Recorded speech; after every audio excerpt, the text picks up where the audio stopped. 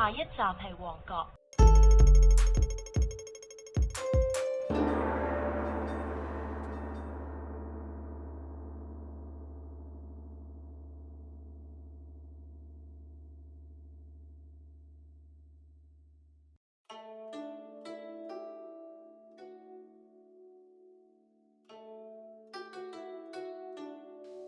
I'm not Indian, I'm not American, and even though I've grown up in Hong Kong, I can't say I'm a local.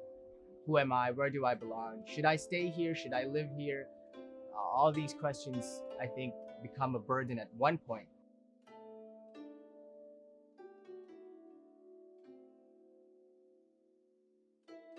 When I was a kid, I used to feel left out quite a bit, but I think that was just because I was a weird kid. I think I was just a strange child that liked to daydream and do weird things. And I never really fit in, but over time, you know, you find your clique, you find your crew, and you have friends, and it's fine. And all my friends are from all over the place. It's not like I'll only hang out with mixed kids or only hang out with Filipino kids. And I think that's the beauty of it. I think living here, I could mix and interact with so many different cultures all together. So it was fun. It's definitely a lot more effort than other people put for you to have that sense of belonging. Take your socks off. Why? No, you're not gonna get your belly out. I don't quite belong to the local Hong Kong community because I didn't learn Cantonese and certainly not to a fluent level. Then at the same time, I don't quite belong to the totally expat communities either, so somewhere in the middle. I'm either or neither. When I'm with my Filipino parents, I'm a Hong Konger. But when I'm with my Hong Kong friends, I'm a Filipino. So, you know what I mean? So you're like either or neither at all.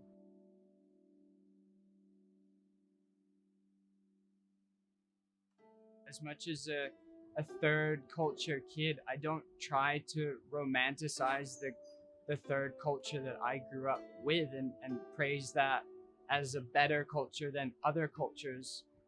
Throughout my life, I try to learn from cultures and teach people how to live between cultures or with a mishmash of cultures, and that you can do that without being offensive.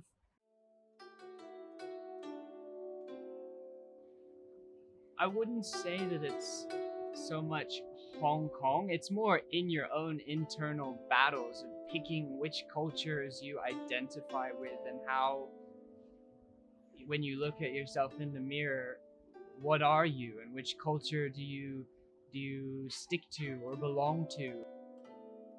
A lot of people have something that maybe you had to learn to live without, which was not having a sense of belonging to a type of place or a culture.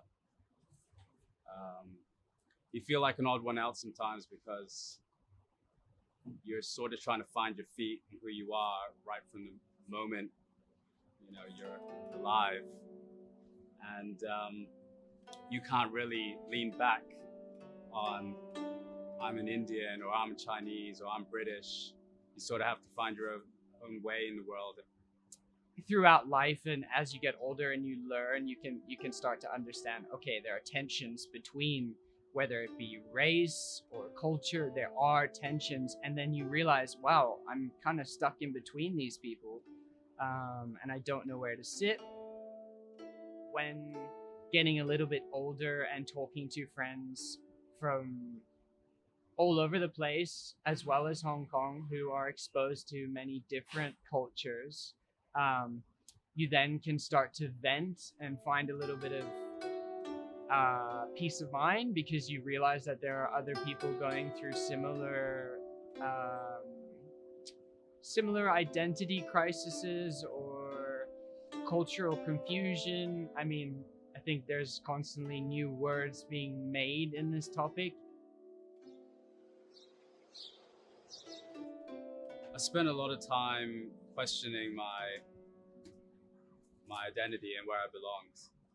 I think it's one of the biggest needs, or the most important needs as a human being, is to feel like you belong to a place, or you belong within your tribe.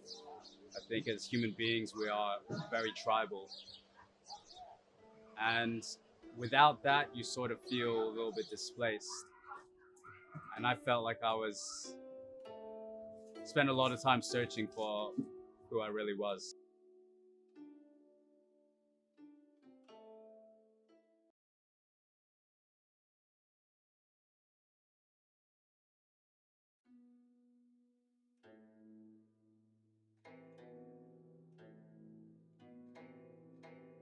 A lot of people who are more homogenous in terms of their cultural background, it's hard for them to comprehend the same thing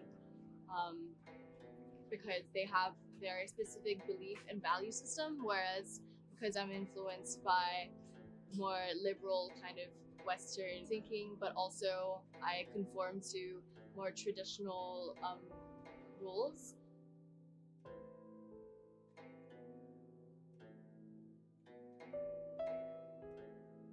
I think Hong Kong's definitely an international city. I mean, there are its flaws. I feel like you're in this machine that constantly churns out money. Everyone's kind of robotic in that sense.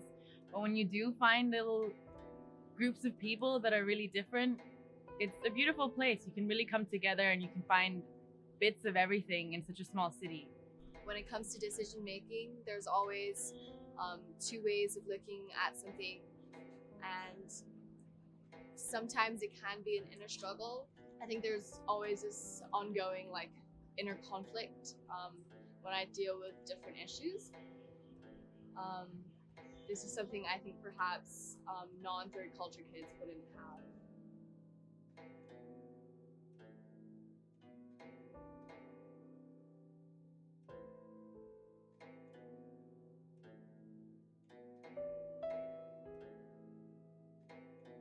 Third culture kids is essentially no culture, no one specific culture. Just embrace everything together. I just think it's a bit redundant to classify groups, people by their countries, especially if they've never lived there. So it's silly and it's closed-minded.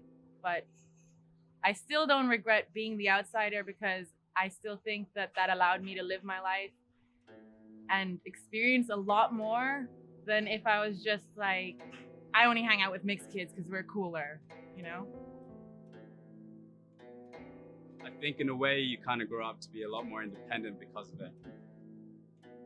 I think it's actually a very empowering thing, a very freeing thing to learn how to go through life without labels and sort of ideas and concepts which maybe people are sort of bound by as they grow up within cultures and within places.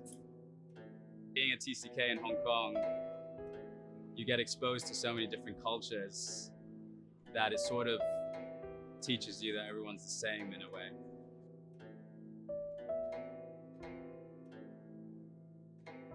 A lot of people think Hong Kong is really tiny. I think Hong Kong is actually a whole bunch of mini countries in a way. There's so many different areas. There's pockets of nature and smaller villages and fishing communities, and then you have, dense cities which are bankers and financial areas, and then you have dense cities where it's more working class, and you have construction workers and mechanics and more labor stuff. There are so many different cultures in Hong Kong that come to make this place a very dynamic setting. It's like Pokemon. You're walking around and then you see different people or different Pokemon. It's just they're all different, but there's so much to learn about them, and like you're not daunted by it. It's not until you get it to a certain age when it feels like that something's missing. But as I went through it, I realized that if this is who I am, then this is who I am, and you can't rely on, being from somewhere to identify yourself. We're all the same. We're just human beings, all a little bit lost. We're all a little bit fucked up, but we're trying to figure it out. And I think we should welcome those times when we feel a little bit lost and confused.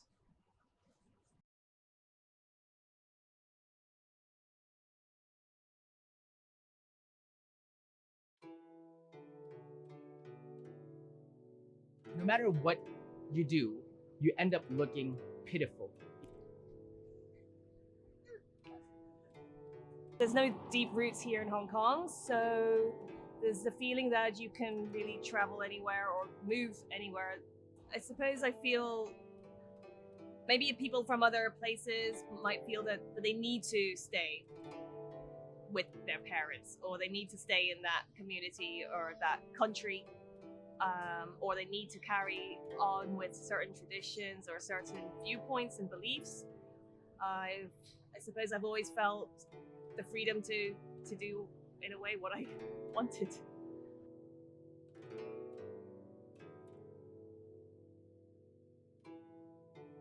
I do think it's a blessing, especially now.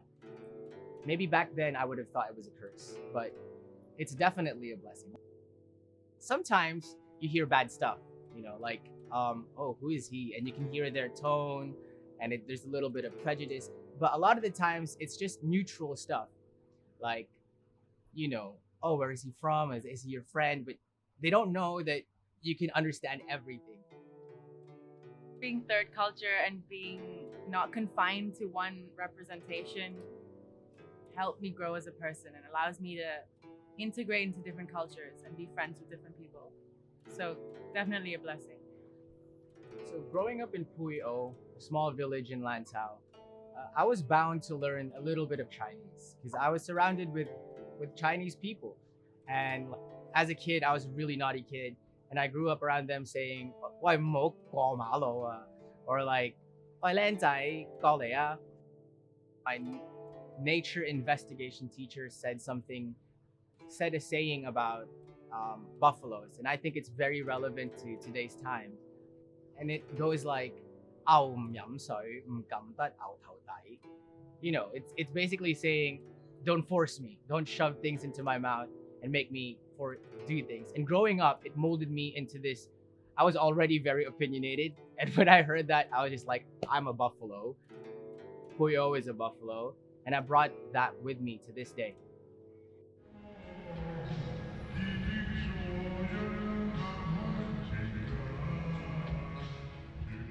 Growing up, I thought being a third culture kid was a curse because I didn't know how to act and behave in front of different people, and I didn't know whether I should kind of alter how I behave according to the group I'm with.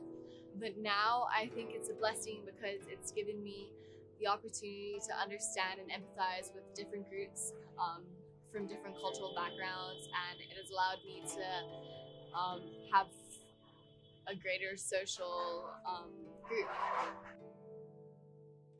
Life isn't easy for anyone, but I will say, thank God it's like that. Don't pray for an easy life. As Bruce Lee said, pray for the strength to endure a difficult one. With being a third culture kid, sometimes it's almost like you have to work at it. You have to. Some days you feel that you can be with different cultures together and it seems to be working, and other days you hit a brick wall and you're just like, I give up today, or I'm tired. It seems like a few cultures around me don't want to get along, and sometimes you feel defeated by that.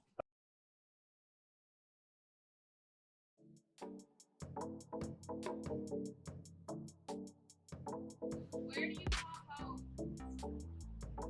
Home. I do feel my place of home is Hong Kong. But it's something that I actually work to, in some ways, let go of. I like the idea of working towards feeling more home in more places around the world and not being stuck to one place. I can't really think of a place that I feel more at home than anywhere else. I just feel at home, regardless. So I guess being a TCK kid, I feel at home everywhere. Definitely Hong Kong. So I haven't lived anywhere else, and it would be silly to try to say the States is my home or India is my home. I definitely know about the culture there, but I can't say anywhere else is home other than the place I've lived.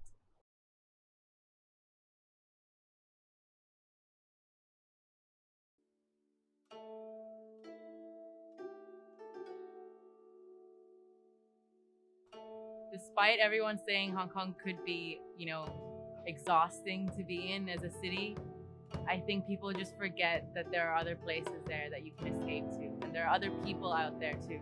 I definitely recognize that that was an advantage, that I've seen a lot of the world that maybe a lot of people hadn't. It's given me a good sense of culture from different religions and different people from different backgrounds. As the whole world is a mishmash of cultures now, it's hard to really know where to cling on to.